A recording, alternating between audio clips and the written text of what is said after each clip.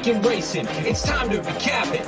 And who better to do it than Michael and Magic? Two bros/pros who cover the highs and lows of racing around the globe on every one of the shows. Real fans look forward to these guys and their last thoughts, cause they know they're not talking out of their royal ascot. What they say makes sense. So ladies and gents, sit back and relax as Blinkers Off presents The Magic Mike Show, where you hear the experts speak. The Magic Mike Show. Tune into the show every week. The Magic Mike Show. You can trust the show is the bomb because it's being brought to you by RacingDudes.com.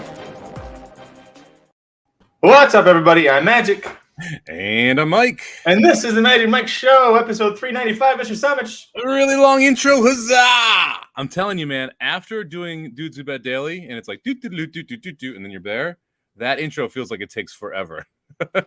We can revise that. We can ask Brian Stillman for a shorter intro or something like that, and we'll play the long one to get us out of here. Hey, we're watching race 8 at Colonial Downs right now because Nick Feldman in the chat needs the 7 home, and Arnaud Delacour, Trevor McCarthy riding on the turf. I didn't look at the PPs, but he's pretty well bet here, Mike.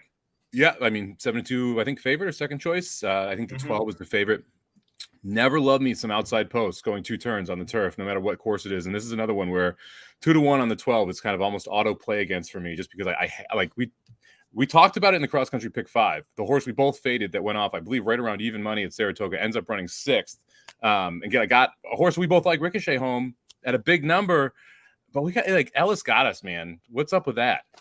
Ellis can suck a dick. I hated that. My God. So it was. I knew we were in trouble when my strongest opinion, other than Jackie's Warrior, which hey, big whoop, was famed in that allowance race. I had a double single, and then I was 3 deep in the Jim Dandy. I still didn't get that other Ellis race home with the turf one. I was taking a shot against the favorite, but. Where's this? Oh, man, the 7's got no run there, Nick. Yeah, he's bottled up. Zaya is here getting a win on the well, I'm assuming State's going to hold on. No, the inside. No, that inside horse. It's interesting to see Zaya as a Colonial. We were talking before the show. Maybe I should start looking at Colonial. If these are did that Avery rally? Wow. 5 got it back. Okay, that was fun. I mean, there's some decent turf racing here. I'm not a huge CDI fan, obviously. We talked about that quite a bit. But there's decent turf racing, pretty good pools. It's fun for Monday and Tuesday. There's not a lot of really good Monday, Tuesday tracks. I'm an anti-parks person. It's good for tournaments. Not going to really bet it with my hard-earned capital over the weekend. So, to me, it's more of it's one of those tracks I might have to start looking at. Although Monday has officially become the day of the replay for me. I don't know about you, but I watched every race from both Saratoga and Del Mar again today. And there are so many trip notes and so many things you're looking back, especially in these turf races at both tracks. And we're going to talk about some of the stakes races on the turf. And, like, man, the Eddie Reed, like, if you go back and you watch that race, the 11 has a ton of trouble. The 9 has a ton of trouble. Tango blows the turn, but was running huge before then. Like, there's all of these different trip notes you can come up with, and that's just a single stakes race, let alone all of these different maiden levels and N1X allowances where you have a lot better chance of playing back at a price. Yeah, you know what you talked about, beat your hard-earned bankroll. I had a rough weekend betting wise. I had a lot of close calls. I did the math right before we went on air, and I really shouldn't have, because I knew I knew Slim was a huge fan of Soldier Rising, and I knew a lot of people that I trust really liked Gunite at 7-1. I was like, let's do a straight pick 3. Let's use Arclo. Slim's talking about like all of the horses Slim's been hyping up so far this year have been running really well at Saratoga meet. Gunite being one of them, and he ran really well. I was like, all right, we'll throw Arclo in there. I had a $20 daily double straight Arclo into Gunite. I did the math about how much that was worth. Even if if he was the same exact odds as Rock Emperor, I'm gonna spit on his name every time. How often if they were the same odds and they weren't, he was better price. I would be a much happier man than I am today, Mike. Saratoga just really bit me hard this weekend. Well, it's interesting. Jared and I did the Dudes Who Bet Daily show together alone on Friday, and he gave out the 9 Arturos, who I was on as well. We're going to talk about that race. And then 2 later was my best bet of the day, the 5. I did the same thing. I played 2 $25 pick 3s, one cold and one with 2 horses in that middle leg. I missed the middle leg, and I didn't cash a win bet on either horse. And it's just like, Sometimes you're just kicking yourself. It's like, hey, dumbass, just bet to win. Or, we talked about this a little bit last show. The fixed odds world, man, when you can make your own daily double, Wouldn't that be wonderful without paying juice twice? But we're not quite there yet. And you could still just do a win parlay if you really liked it. So you can kind of do it, but you have to be really disciplined to do it. And that's kind of not a lot of horse players. So it was just one of those things. Again, every now and then you get reminded, just bet to win. Fortunately, I listened to myself, and I did that with American Revolution in the Bing Crosby, which was nice to get a 7-1 price home and just pop the win bet there. But it's so frustrating when you have multiple winners in a pick 3 sequence, and you didn't play either of them because you like the both that bookends, but that middle race is the one that gets you where your big opinion wasn't. Yeah, thanks for reminding me. That happened to me on Saturday too with that same sequence. And the prank on the other end, like a couple races before when she romped. I know that was a big one. We were all fans of. Prank was Sunday. Yeah, prank was that Sunday. Was Sunday. Okay. Listen, all the losses blend together, Mike. It's just a lot of hurting. Get used to hearing the name Prank. I mean, she was special. Yes. She went 21 and change to open that race. This is a Todd Pletcher 2-year-old that debuted at Saratoga. I believe it was in the 5th race or 6th race at Saratoga. Started out the pick 5, second leg of the pick 6. And she went 21 and change for an opening quarter and then went 12s home the rest of the way, which is phenomenal for a 2-year-old. I mean, phenomenal to go 21 and then be able to sustain 12s after that. It's just absolutely amazing. Listen, as Dr. Tang says, rough weekend to say the least, frustrating him. I know he was frustrated because he was in the Del Mar Summer Challenge, but special shout out, friend of the show, Tyler Hoffman got 5th in the tournament, almost $9K in earnings, which I know there was a lot of chalk, so the actual amount that people were winning by wasn't really that high, but he still, he got 5th and he got that BC entry, and that's all that matters. I believe that's the second BC for Clan Hoffman. So I think they're rolling 2 deep now in the BC, and he was alive to win the whole tournament to the 2 in the last race, and got cooked up front on that one. But it was definitely, I was watching it while Lily and I watched the race together while she was going to bed because Del Mar is so freaking late these days. But yeah, heck of a run there. And Doc was in the top 6 heading into the second day, just couldn't kind of sustain that run. But I didn't realize it was a 2-day tournament. That's absolutely wonderful. It's a great prep for Breeders' Cup too. So anyone playing BC, that Del Mar tournament's a great prep for it. Listen, there's a lot of people talking about we'll get back to this. I want to know what the hell tossed his frog means because that's an awesome term. I like that. I actually read this article because I didn't know what tossed a frog meant either. So it means that there's no padding, essentially. It's a triangle part of the hoof on the back part of it. So basically there's no padding underneath it. Ooh. What it sounds to me like is a big fat excuse for why they're going to retire him after that race. Well, more hot takes like that coming at you in just a few seconds, Mike. Let's get into the show without any further ado. Riders up.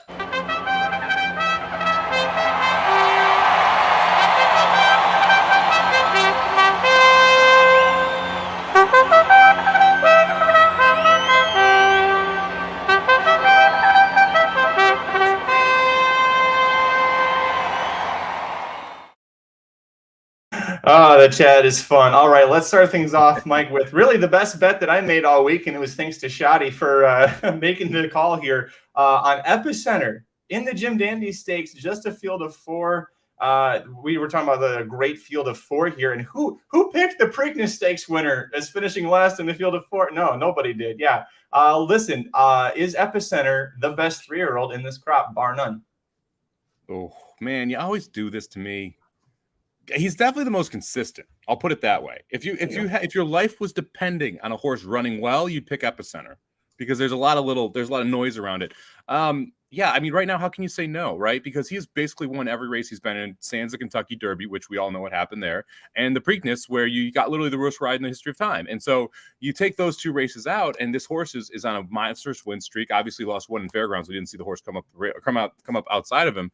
But he puts in an effort every single time. The consistency is absolutely phenomenal. Gets a 102 buyer. Like, this was just one of those where you just kind of have to believe that Epicenter can just kind of keep rolling like this. And I don't see why he's not the favorite in the Travers now. I don't think there's any way he doesn't break from the gate as the favorite. Yeah, I mean, he was if he wasn't the favorite here and then went to the Travers, you're like, oh yeah, he's probably the favorite. But he was already favored against a horse that's beaten him. So that seemed like they had a better pace set up than he got in the race where he beat him. So, listen, a fantastic ride from Joel Rosario. Let's talk about that a little bit, I guess, because on the reaction that I did for the channel when he broke and was 4th on the rail, I thought, Jesus, here's the Preakness all over again. What are you doing? Now, luckily, there's only 3 horses in front of him instead of 7 when you did it this time. But you were at the track. When Epicenter did that, did you just sit there and go, what the hell are you doing? I mean, I texted the facepalm emoji to the group. in the first quarter mile of this. Because what are we? I thought you'd see much more of the Nest ride where you're like, hey, I'm just better than you all. I'm just going to go and I'm going to run away from you, right? Which is exactly what Nest did. Here, Epicenter, I mean, Joel put a little more randomness into this outcome. But it's interesting because right now it just says exit full screen magic, so that didn't work. Oh, sorry. So right now, like it's interesting because when you have these short fields, and we've seen a lot of these short fields at Saratoga in graded stakes, part of it introduces some randomness to the races, right? But another part of it introduces some very, like, the best horse is going to win. And that's it's weird that you have both of those factors. But when you have any type of a normal pace, which is what this was, the best horse is going to win because all of these horses are within a few lengths of each other and talent will win out. And that's kind of what we saw in this situation where, they didn't crawl up front. They didn't go 25, 50, and the Epicenter is trying to make up 4 lengths into that slow of a pace. They went 24-48. I mean, this is an honest pace. And when you have an honest pace and you give Epicenter only 3 lengths to make up on that, and it's the best horse, and there's zero chance you get in traffic trouble. Well, minimal chance you get in traffic trouble. You never know with Joel. You got to think the best horse is going to win. And this is, I don't know if I've ever seen a jockey win easier graded stakes on the same card than the 2 that Joel won here back to back. Because I don't think he moved a muscle either race and cashed both those checks. I watched very closely in the replays. He didn't hit either horse, and I think he actually probably worked Jackie's maybe a little. Well, I don't know. We can debate which one he worked harder. You're right. I mean, he just looked so confident. I mean, at the top of the stretch, when I saw how confident he looked, and that by that I mean he didn't have the whip out and wasn't going crazy like you already see Jose Ortiz is doing. Yeah, I was feeling fantastic about this. And right here, you knew it was over. I mean, yeah, exactly. He's further back and like he's wide and everything, but you can tell Joel's like, I got horse, like a lot of it, and I'm just gonna go right on by you guys when I ask him at all. And that's exactly what happened. The Lecomte when he, the Risen Star. The Risen Star when he did win from off the pace. That's what he looked like. Like if you watch how Rosario rode him in the stretch, it was just that confident. Like, nope, I'm not gonna panic. I'm not gonna push you too hard. I know exactly what I've got. And a jockey like him, the Ortiz brothers don't necessarily do this as much, but he and Pratt, Rosario and Pratt, love to do that. If they're on a horse that they know is the best, you never see them panic. They're just confidently moving them like that. Let's talk about the rest of the horse this year. Zandon, first time that he gets a triple-digit buyer, which, by the way, Epicenter, I think this was his fourth straight 100-plus buyer for his career. Zandon finally pops 100 buyer. The pace didn't set up well for him. I thought this was a really good effort, and if he gets 6, 7, 8 horses to face in the Travers, I think he's got a better chance. Yeah, I mean, this field was a negative for Zandon and Tawny Port, and honestly, early voting too. I mean, it favored the less horses in the field favored the most talented horse as long as something screwy doesn't happen, right? In this case, nothing screwy happened, which meant it was a big time advantage for Epicenter. I mean, this was one of those spots where Zandon had the jump on Epicenter. Zandon just wasn't good enough here. I mean, it's just that the bottom line is Epicenter's a better horse than Zandon. So if you run these exact same races again, and Zandon has a 2-length lead on Epicenter, but there are 8 horses in between them instead of 0, it can make it much more difficult for a horse to come from the back of the pack, and you all of a sudden have traffic trouble introduced. Maybe you're buried on the inside like we were in the Preakness. There's a bunch of different factors that can come in. When it's a 4-horse field, and the most you're going to go is 3 wide, and you've got more horse and there's no funky thing happening up front, it's just a lot easier for the better horse to just run right on by. And that's what happened here. So I think introducing more horses is a positive for everybody else in this field because it creates more issues that Epicenter could possibly run into, especially if he's going to be this far off the pace in the Travers. So let's talk about the Travers now. Well, let's hold off on that for just a second. There is another race that is worth talking about before we get to the Travers. Early voting.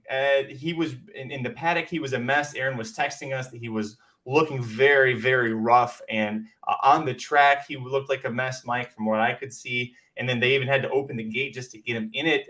It ran rank.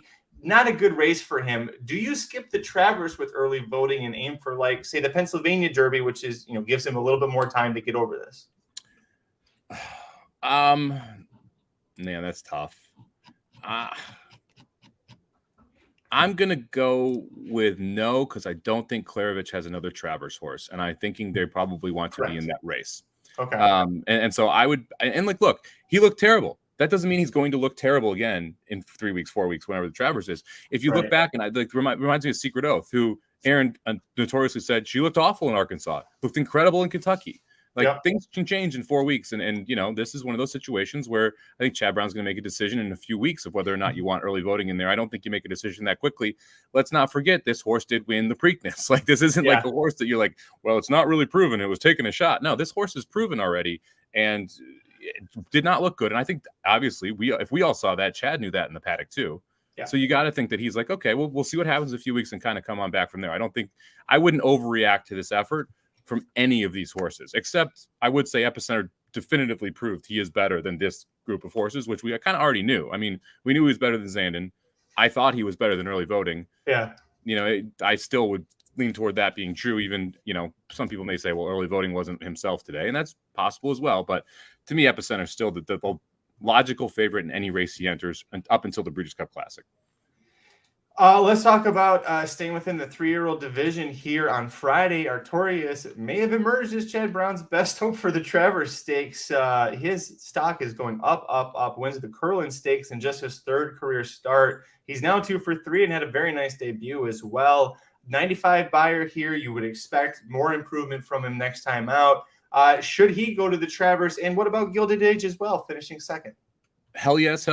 I mean, Gilded Age didn't get going until a little bit later. I think the additional ground helps Gilded Age here. And as for Artorias, I mean, man, if we didn't see what we saw from Epicenter, this was going to be going into Saturday. I would have bet this was the most impressive 3-year-old we were going to see at Saratoga. I didn't think we were going to see as big of an effort as we saw from Epicenter in that race.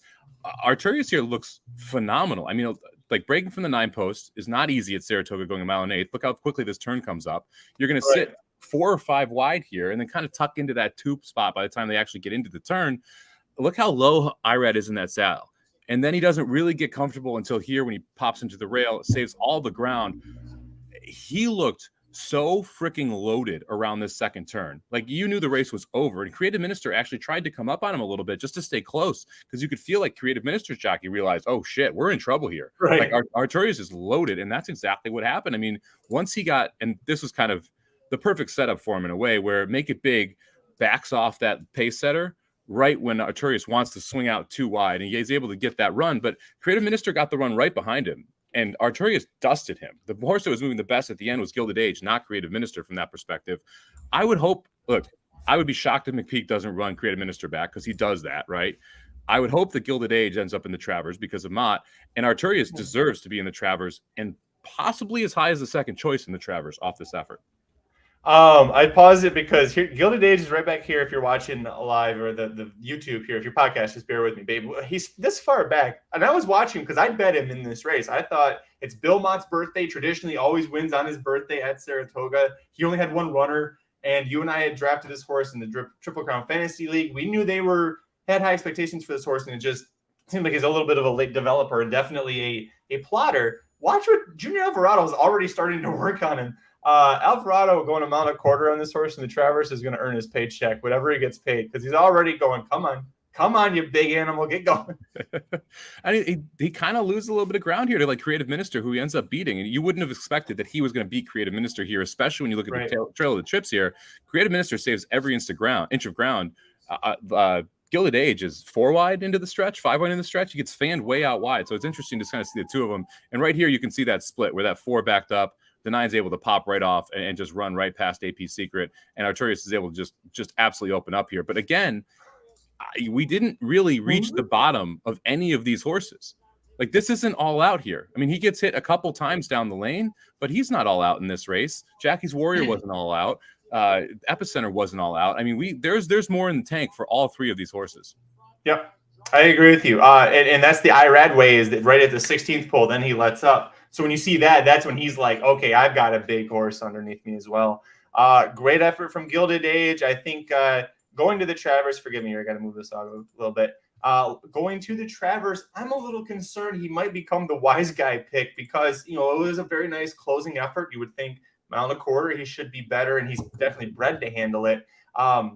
Is he a good long shot underneath play, thinking we'll probably get 8-10 to 1 again, or do you kind of want to shy away from him? I don't know, man. Like, the problem with Gilded Age is it's was second off a layoff late in the 3-year-old season. It's a $600,000 horse, so it has every right to improve. There wasn't much in this past performances that says he's a Travers contender before this race. right? And so a lot of it is, okay, how much stock am I going to put into this specific effort? I don't think this is going to be a wise guy horse. I think it is going to be an underneath horse for a lot of people, because this is the classic underneath horse that you look for going 1.25 miles, right? Yep. Someone who can get the distance, someone who's coming from off the pace, a long enough stretch, a long enough race where you get the speed to kind of back off and the closers are able to kind of pick up the pieces. But this is the first time we have seen him in this tier of a race be that competitive, and the waters are about to get deeper, right? I mean, that's the thing is that we're going to have multiple horses coming in that are better than anyone in this group, or had been better coming into this race. Arturo's maybe the exception there, but the waters are about to get a lot deeper. And so it'll be interesting to see how he handles that and what price he is. I think that's a big part of it. If you give me 15, 20 to 1, yeah, I'm using him underneath. If he's 8 to 1 on race day, he's probably a fade for me. Other Travers contenders real quick. We talked about the Haskell winner Cyberknife for Brad Cox. Brad Cox may send Homebrew. That's another trainee that he won the Pegasus. Probably a cut below, so it'd be a little surprising, but already Cyberknife and Tawny Port for the Travers. Maybe Taba. The problem with Taba, I forgot about this when I was talking about it before. He needs a new trainer if he wants to run in the Travers. He might just go Pennsylvania Derby. We'll see what happens. I mean, Tuscanova ran a Baffert horse this weekend, right? I mean, how did it do? I meant to check. Did it do well or no? Made the lead and quit. I mean, and it was a very fast race. We're going to talk about that race in a few minutes here in the 3-year-old sprint division, but very fast race. Pinehurst made the lead and then just completely backed off it. It'll be interesting to see if we get Taba in the Travers. I would be surprised if we do. I think that we're probably going to avoid that. But maybe we'll have a barn switch just so that Taba can be there. We have Rich Strike, who's still pointing for that race. Forgetting about him. Which I cannot. Rich Strike please run him everywhere you can. I love betting against this freaking horse. Yeah, Gilded Age is way better than Rich Strike. Significantly better than Rich Strike. So it'll be interesting to see. We should do a prop bet come Travers time. Gilded Age versus Rich Strike. Who's going to finish closer? I bet you get plus money on Gilded Age. I'm not even kidding. I bet Rich Strike goes off at 3 to 1 in that race. I bet you. I mean, it's ridiculous. There we go. Homebrews in the West Virginia Derby. Thank you. I knew that horse was training for somewhere. The West Virginia Derby will be this Saturday. Check racingnews.com for a preview from Aaron Halterman. Anyway, I don't think we've heard yet about Nest, who's a possible there as well. Yeah. There were a couple other horses that were very good on debut. Curtis Manlow mentioned one of the horses that's kind of coming up. Here it is, Price Discipline, who's a Kalleward horse. Kalleward horse who's now 3 races, 2 wins in a second, and that last win was at 1 1/8 miles. So you do have a couple other horses that, maybe we're going to take a swing here or there coming in. And you always seem to get a couple horses that no one's talking about that enter the Travers because it's the Travers as well.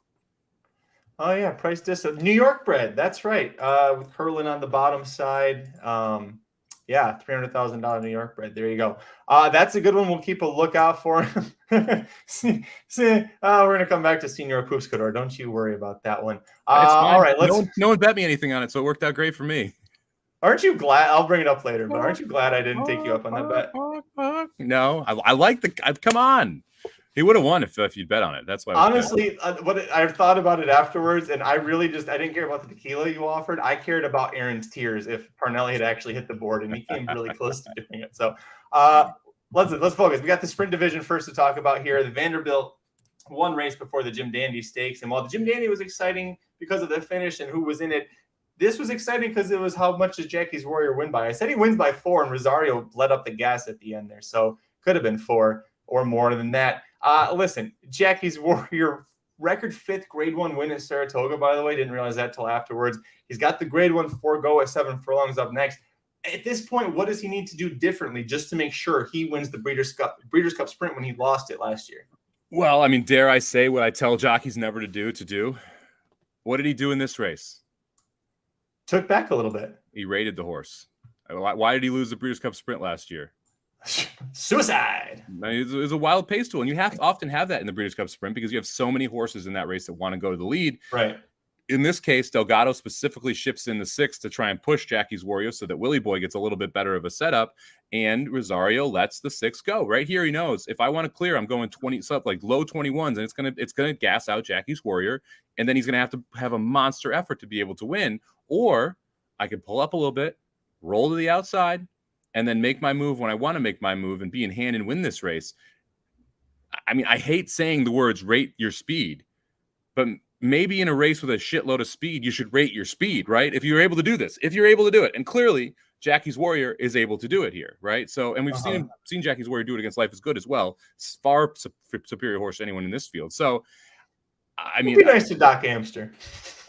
I was being nice to Willie Boy, New York traffic, man. To me, this is one of those situations where, man, I hate telling a speed horse to rate their speed, but when rating your speed is 21-2 or 22-2, then just go 22-2 instead of 21-4, and you got a much better chance at the end to have enough horse left to win like this. I mean, they stole it at 5/8 and 57, and he was just jogging. I mean, it's ridiculous how good that horse is. I'm so happy that they kept him in training for age 4. Because it would have been so easy, especially after the Breeders' Cup Sprint, to say, look, he had a long campaign, he's tired, he deserves to go off and be a horse. And they said, no, we want to win the damn Breeders' Cup Sprint, so bring him back, spot his races very carefully, which Asmussen is doing. He said the 4-go is next, and the Breeders' Cup Sprint, and then he's retired. This is so great to see this horse keep going. We do want to talk about, a little bit about the other race that was part of. I want to talk about that race. One more thing. Sorry, go ahead. I'm sorry. Really interesting from a betting perspective. So I gave out my best bet of this day was the cold exact of Jackie's Warrior Willie Boy. No knee deep in snow, completely different tactics just to try and get second in the race. As a bettor, kind of sucks, but like knee deep in snow, not really one that looking to come from off the pace. No, but claimed by 10 strike a few starts back for 80,000. Now has black type, grade 1 black type. They completely changed the tactics just to get second against Jackie's Warrior, which I thought was interesting. And one of those things where 10 strike racing, really smart ownership group, right? You kind of sometimes have to, when you're betting, look into this. I was kicking myself a little bit thinking that they would just blindly send this horse.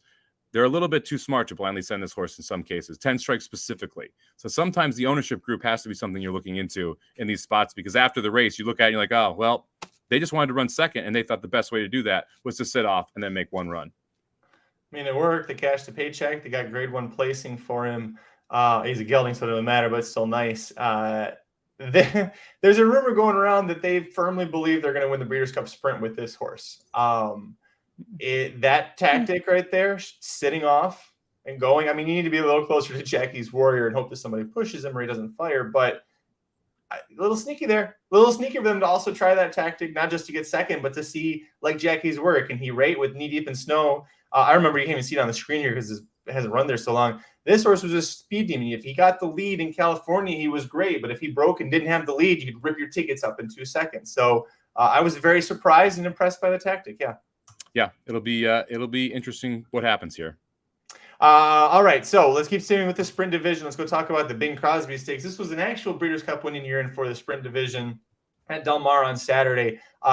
Del Mar on Saturday had and I had heard so many people say it that I'm like, okay, I get it. There was an outer track bias on the main track.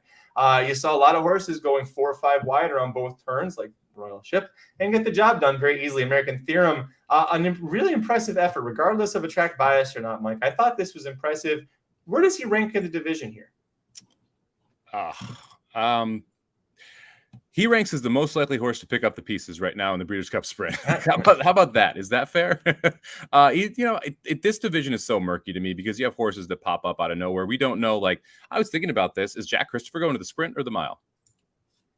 I would go dirt mile with him. I think he can do that. I mean, I'm interested to see where he lands next, and if it's going to be in the Alan Jerkins, or if it's going to be in the Travers, what they decide to do with him. If it's the Alan Jerkins, the Sprint looks like a likely possible. Then if the Sprint looks like a possible target there, and you also have all these 3-year-old sprinters that are then going to take on the older sprinters. So, I mean, right now, American Theorem is one of those horses where really good tactically, has a big kick, is able to make moves from the middle of the pack, which you want to see, has tactical speed early, like 22-2 or 22-1, and he's only 4 or 5 lengths off the lead here. I would put him, top 3, top 4 in the division right now, but it's going to be tough. Yeah, I've always known this horse since he was a 2-year-old before he even debuted, and they really thought he was part of American Pharoah's first crop, which is crazy that Pharoah's first crop is now 5, but he's got a beautiful look to him. When he turned the corner and turned on the jets, I went, well, okay, that's actually impressive. I'll give that to him. I don't know. To me, my best bet of the day was the 2 Shahs in here, and he was buried on the rail, and part of it, he was against the track bias, but he didn't break that well. And when you break slowly from the rail going 6 furlongs, you're kind of in trouble. I'm curious to see what they do with Shaz, because Baffert was pretty high on this horse. He's been working consistently with Country Grammar, who we'll talk about in a minute, ran really well. I think with maybe a better draw, I don't know if he wins, but I think he's definitely looking a lot better than that. So again, I'm curious to see what they do with him. Is there anyone out of this that you maybe want to follow? Maybe Let's Get Lucky. He was second to Jackie's Warrior earlier this year. I mean, I wouldn't be shocked if all four of these top four horses continue down the Breeders' Cup Sprint path. Whether or not they all make it there, we'll see. Shaz, I think you should expect to be there. That's the plan for that horse. I don't think this is going to be a deterrent. Get her number. We got a lot of people talking in the chat here around get her number, specifically the loading price and the off odds price. That's a California problem. It's one of those things when you're watching Saratoga and you're watching California. Saratoga has implemented a no computer wagering in the last 2 minutes. California hasn't implemented that yet. That makes a big difference. You're seeing a lot of computer money roll in, especially if you look at the double prices and how they line up. So, yeah, I mean, sometimes horses get absolutely pounded. Now, this one is interesting because everyone complains about this. Think about how much money went into the win pool and got siphoned to the other horses that won because a horse went from 24-1 to 7-1 loading into the gate. It sucks as someone who bets it because you're like, well, shit, I wouldn't have bet this horse at 7-1. But it's great if you bet any other horse because all of a sudden – it takes a lot of money in a grade one to move the number that much in the gate. So I would assume that was a computer wager, and I would assume that's why I brought the price down. I bet, I don't know this, but I bet it was semi in line with the doubles, probably not exactly in line with it, but pretty close to it. And yeah, it's interesting that it's a Peter Miller horse who then runs big and runs second and only loses because American Theorem fires a huge shot here. Trevor Denman called it live too in the race that Joe Bravo lost the whip right after he straightened for home. There went the crop, and he just kind of was like, and Denman's like, I don't think it matters. I was like, it's California, it doesn't matter anyway. He can only use it 6 total times, and I've already seen him hit him 3. So I'm sorry, I didn't really have a lot of bullets left in the chamber there. I saw Nick Feldman brought up Let's Get Lucky. I think watch out for this horse a little bit underneath player for the Breeders' Cup Sprint possibly. 4-year-old son of Munnings, he'll be second or third off the layoff next time out. So he's second off the layoff for him. So if you can stay healthy, see what happens. The next stop probably for a lot of these horses is the grade 2 Pat O'Brien, which is a 7 furlong race, and it's a win and earn for the Dirt Mile, which has never made sense to me, but there we go. So we'll see what happens with these horses going there, but it's California. The Dirt division is really screwy. Before we talk about the rest of it, stay in the sprint division real quick. The Amsterdam on Sunday. We've got a big field of 3-year-olds in here, a lot of them with promise, including your undefeated Breeders' Cup juvenile champion, Corniche. We'll talk about what happened to him in a second, but Gunite, 7-1, really nice effort. This horse loves Saratoga, Mike. Yeah, and I think that's kind of one of the keys when we're talking about this race is this horse loves Saratoga. If we're talking about a possible Breeders' Cup Sprint champion, give me the 5, a creative all day, every day over the 2 Gunite. I mean, this is the second time we've seen Gunite fire an absolutely massive shot. The first one being I think it was the grade 1 hopeful at Saratoga last year, ran second in the Saratoga Special. So clearly absolutely loves this track. And a creative is green as any horse can be coming down this lane. If you watch a creative, yes, there's a little bit of hang job in here, but this is also second career start. Yeah. Like this horse was kind of once a creative came up to Gunite and Gunite kept going, a creative kind of tucked in toward Gunite and then just didn't really get that same momentum. It looked like a creative was going straight by at the 8th pole and then just kind of didn't. And they ran extremely fast in this race for a slow, tiring Saratoga dirt track, which is what it has been consistently so far for this meet. This was a racehorse time, and these two put on an absolute show. We don't know how well a creative will do in Keeneland or outside of New York yet, but this effort I thought was absolutely monstrous. And right here, you're going to see a creative come to the outside of Gunite, and it looks like right when we switch leads that we're rolling right on by, and then we just kind of duck in a little bit, and you can tell the horse a little tough to handle here for Irad, and just can't get the job done. Right there is that the first tuck in, and the second one here just doesn't want to go by. Yeah, his leads were bouncing around a little bit late there, probably right around the contact time there. That's all the stuff with experience. Yep. I'm with you. I think you knew my next question was going to be, who do you want moving forward? Because the next stop for these horses, assuming they come out of this, is the grade 1 Jerkins, and that's at 7 furlongs, whereas this was 6.5. So I'm with you. I think Accretive's, sky's the limit, but 101 buyers for both of these horses. Accretive is son of Practical Joke. If Chad Brown is smart, and we think he is, we know he is, that horse is probably going to stay at 1 turn. Malibu, maybe? Like after the Breeders' Cup, the Malibu 7 furlongs looks pretty good for him too. Maybe. I mean, the problem is Jack Christopher is like square in that same line, right? I mean, like to me, if you're going to not go classic, Sprint makes sense. Malibu makes sense. I mean, you have a bunch of you have Jack Christopher sitting there with the exact same style as Accretive here for these races. And so it'll be interesting to see how he manages those two. Jack Christopher better at a mile than Accretive based on the breeding. So maybe you send Jack Christopher there. You got Accretive going in the Sprint. You've got multiple going in the classic. Early voting might be another one you want to think about for a mile versus the mile and a quarter of the classic too. So like Chad Brown has some decisions to make and where he wants to place these horses and what trail he wants to place them on. It'll be interesting if we do get Jack Christopher in the H. Allen Jerkins, because having Jack Christopher in there with Gunite, with Accretive, that race is going to be another absolute banger. If things worked out well for early voting, I would skip the Breeders' Cup. And I would go for the grade 1 Clark. That's a mile and an eighth after the Breeders' Cup, and most of the horses that would win that aren't in it anymore because they were in the Breeders' Cup. So that could be a good spot for him. If they want to keep him going at age 4, but he's already the Preakness winner. So who knows, son of Gunrunner, who knows what the breeding shed is already asking about. I love this comment here from Curtis Manlow. I don't know who will win the Breeders' Cup Sprint, but Papa Cap will be 3rd or 4th. Gets 4th here again. That horse, he's as honest as that. I mean, it doesn't matter who's in the saddle, where he runs. Mike, he always tries. You got to love it. Yeah, he got dusted there, and I'm going to go ahead and say he will be like I don't know if he'll even make the Sprint gate. And that's the problem. Like once you put the older horses in here, Papa Cap gets a little weird, right? Like Papa Cap is because he gets dusted every time too. None of these races are close. That's the thing. He loses by like 10 lengths to Jack Christopher, by 5 lengths to Jack. It's like there's not close races. He just gets dusted, and there's no one good enough to run in between him and the horse dusting him because they're all 3-year-olds still. You know who we finally turned the tables on, though, is your last place finisher and your 8-5 favorite, Corniche. As Dave Marista says, Corniche dropped a frog, throw the race out. Boy, was it that or was it the detox is a bitch? Well, here's the thing.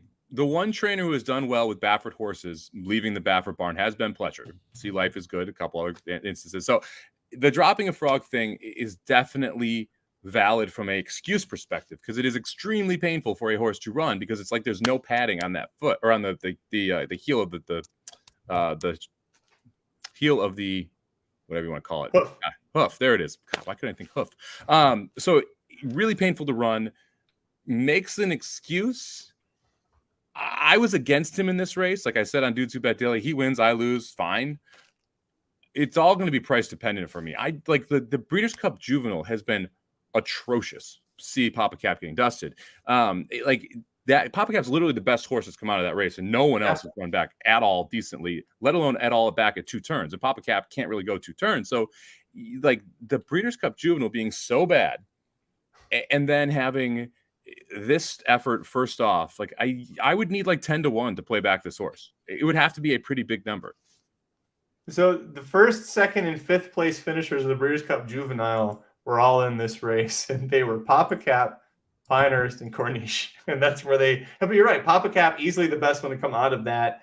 Somebody in our YouTube comments earlier was asking in a different video if we thought that the Brad Cox horse, the Uncle Mo horse that won that really impressively early at Saratoga, if we thought that was a horse that could make the Derby. And I was like, listen, not only is it hard to keep a horse healthy for an entire year, but these horses, like when they are great summer stars at 2, you get them to the Breeders' Cup, but beyond that, it's really hard for them to be successful. And I mentioned, like, look at the best ones. You've got Jack Christopher, you've got Gunite, you've got Witt. Like, they're all doing well, but they all missed the Kentucky Derby trail. They all didn't come back for a while, and 2 of them, possibly 3, are best at 1 turn. So you just have to be careful. Like, it's fun to enjoy them when they're 2-year-old stars now, but be careful in August thinking they're going to win in May next year. You brought up a great point there. They all came back to be 1-turn stars. A lot of the graded stakes as 2-year-olds are 1-turn races, right? If you go back, there's 7 furlongs, they're the 1-turn mile. There's like the Breeders' Cup is so unique from a juvenile perspective. It's a lot of times those horses have tried 2 turns for the first time, or at least in a lot of cases as 2-year-olds. And so it's much more difficult to project forward. Hey, can this horse get a 1.25 miles after a winter off where they're going to mature? A, are they going to mature to get to the point that they can get it? B, are they bred to get that extra distance? Because there's a big difference between 1 16 and sucking wind at the end of it and going 1.25 miles and actually being able to finish the job to win the Derby. So there's this massive jump forward. There's this breeding difference, and there's just this developmental difference. They have to develop. And it also gives the rest of the crop the time to catch up to them mentally. The horses that are winning these graded stakes at 2 are mentally further along than a lot of their opponents. Whereas by the time we're in the spring of the 3-year-old season, you have exponentially more horses who are mentally ready to compete at that level. That makes the waters a lot deeper. Dave brings up a great point that Corniche is unbettable because his price won't be there when he drops down. I mean, yeah, you're right. He's 8-5 here. You take a class drop to say that they wouldn't go there, but the Oklahoma Derby is in 2 months. I was looking for his next spot possibly if they don't stretch him out. 3-5 in the Oklahoma Derby, and nobody wants to touch him there unless he's back with Baffert, and he probably won't be. I mean, what about an N2X? Right, like a 3-year-old N2X, this horse is 1-5. Right, there's command performance. You can't touch him. There's really very few spots that Corniche will enter that he won't be the favorite, or won't be way over his head. Right, it's A or B. It's you keep like spotting him to be 4-1 in a field would be exceptionally difficult. All right, Mike, let's go ahead and talk about we've got the Classic division to go here. We'll go back to Del Mar on Saturday for the Grade 2 San Diego Handicap. Royal Ship, just like we drew it up, wins it at 9-1, running probably closer to the outer rail than the inner rail all day or all race. Kevin, is this true? What's that? Is the Asanova really mandatory tonight? Let me know. I didn't realize it was. There's like I know the Manitoba Derby's tonight. There's like 500,000 sitting in that pool. We may have to come up with a quick ticket here after the show. Well, when do you not? Yes. Come on. It is Manitoba Derby night to feature record mandatory pick 5 payout.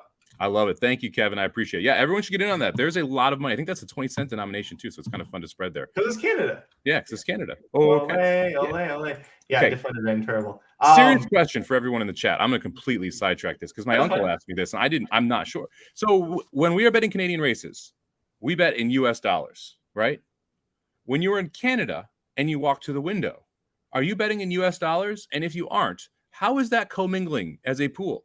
Because it's not like they're betting 28-cent, which would be the exchange rate, right? 28-cent pick 5s. They're betting 20-cent Canadian dollar pick 5s, right? And we're betting 20-cent US dollar pick 5s. Yeah, it's the same pool. Thoughts? That's a great question for Pat Cummings.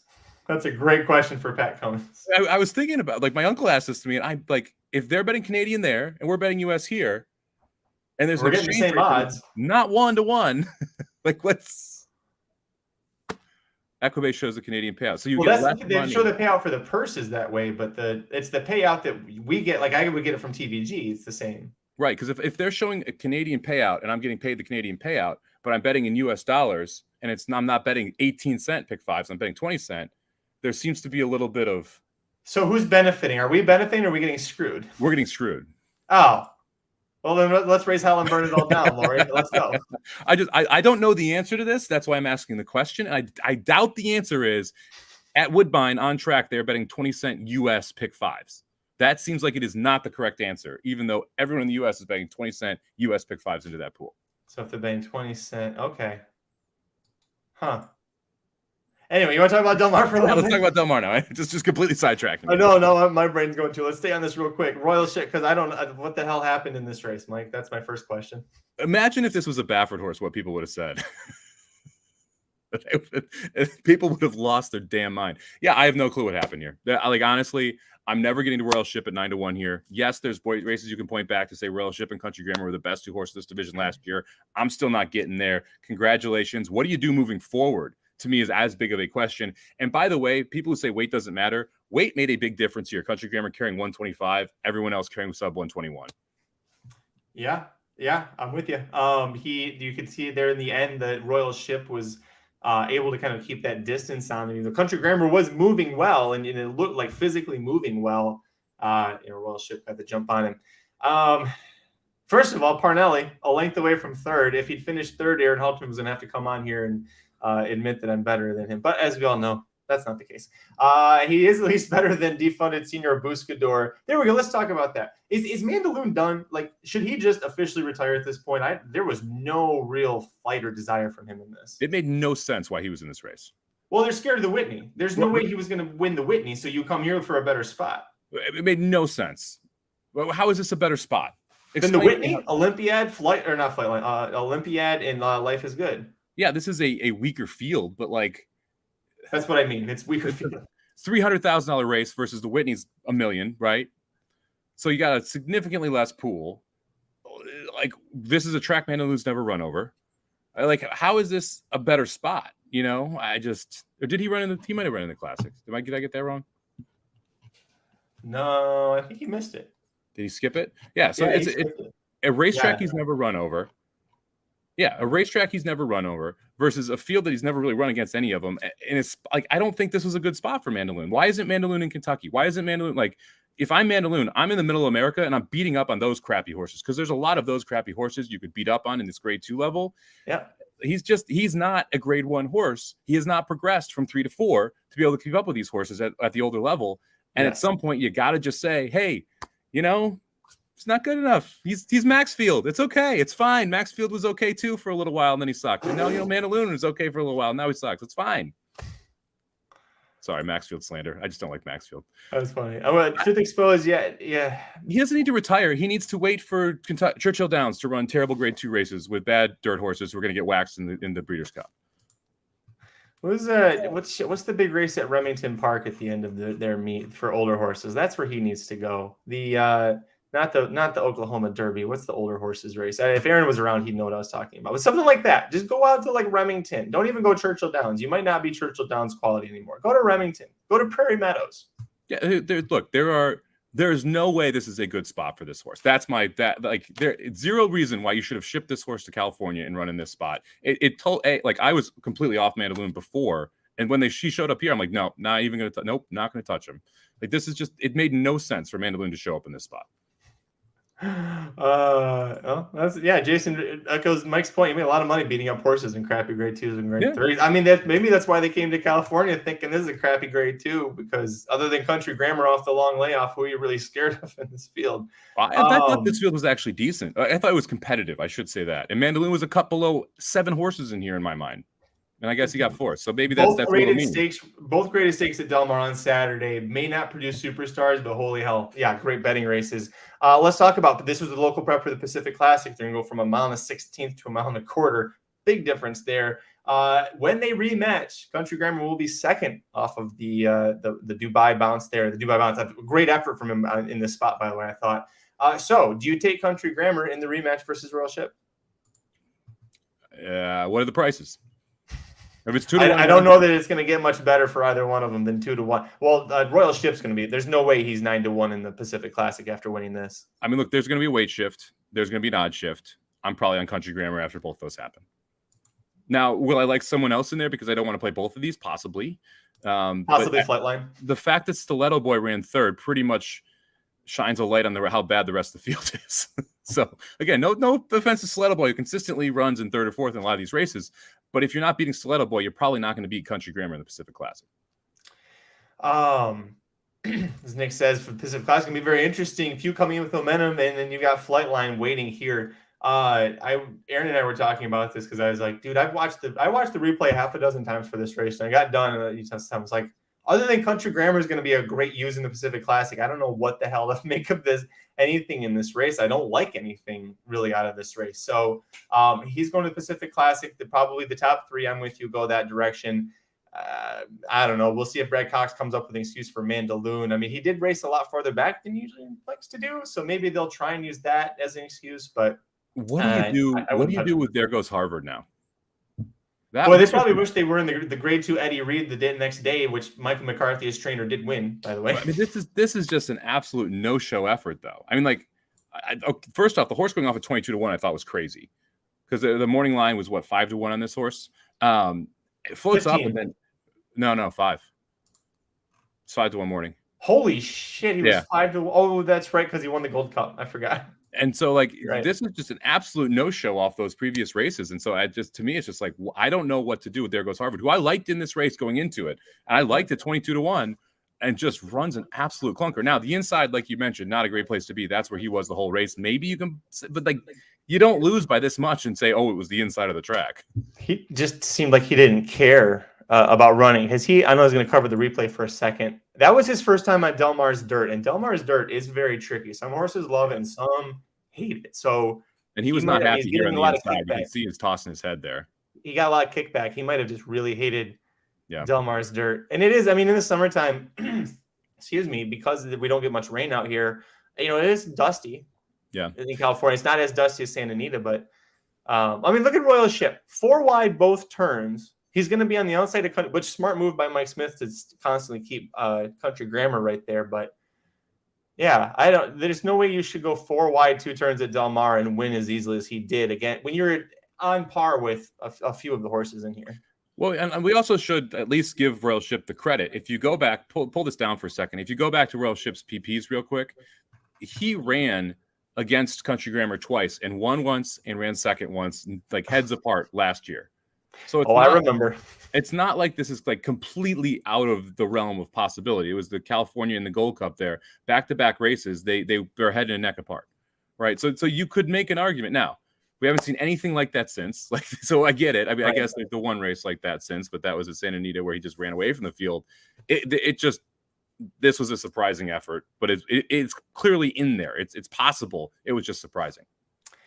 I was on the rail with Geist for the Gold Cup in 2021, and we thought Royal Ship was going to win, and Country Grammar had the re-break of re-breaks on the inside, and we just screamed re-break the whole rest of the way. All right, let's talk about this race. It was a little trash. That's fine. Let's answer this one real quick. Any chance Neighbor runs in the Pacific Classic? What do you think? No. Yes. There's a chance. I'm not saying you will. Oh, okay. Any chance? Yes, there is a chance. I say it's 5%. I would think it's higher than that. I think it's probably 25 to 30%. Look, I realize there's other places you can find for 3-year-olds. Why not run him at home? Why not find out if he's a Breeders' Cup Classic horse right away? Flightline, Country Grammar. 2 big reasons why you don't. I mean, you're going to face him in the next race anyway. Yeah, but find me a place that lets you cheat it like Monmouth does better than Parks, where they have the Pennsylvania Derby for $1 million in Grade 1 status. Real quick, who won the training title at Del Mar last year? Peter Miller? Yeah, Peter Miller. Okay, there's your answer.